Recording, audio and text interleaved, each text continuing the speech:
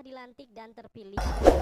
Setelah menjadi tersangka usai ditangkap oleh tim gabungan dari BNN, BNNP, dan Polda Sumsel karena menyimpan sabu seberat 5 kg. DN, anggota Komisi 1 DPRD Kota Palembang, juga diketahui terlibat jaringan penyelundupan narkoba antar pulau.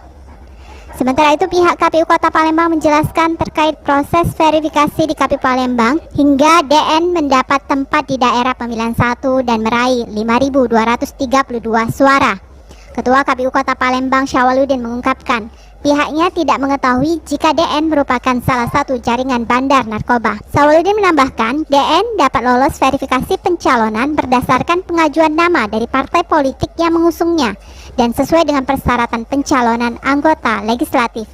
Sendiri kalau permasalahan sebelum si D tadi bandar sebelumnya KPU tidak mengetahui, tetapi di sini KPU menerima nama dari setiap parpol untuk diajukan ke KPU.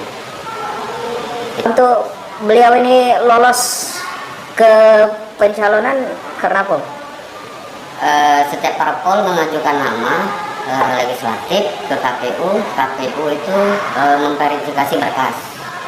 Itu sudah tertuang di nomor PKPU nomor 20 tahun 2018. Itu sudah persyaratannya sudah tercantum semua di situ.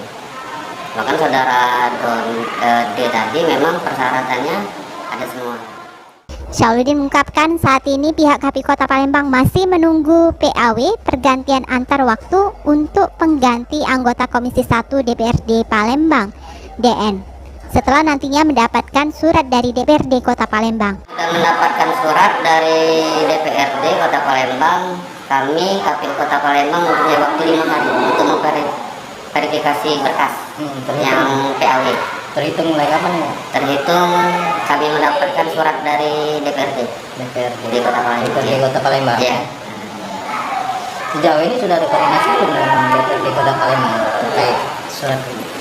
Enggak, belum. Kalau kami KPU ini menunggu. Kalau memang itu ada PAW baru kami proses.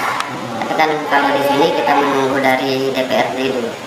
Kalau suratnya dari DPRD memang ditujukan ke KPU ada proses PAW, kami KPU baru memproses.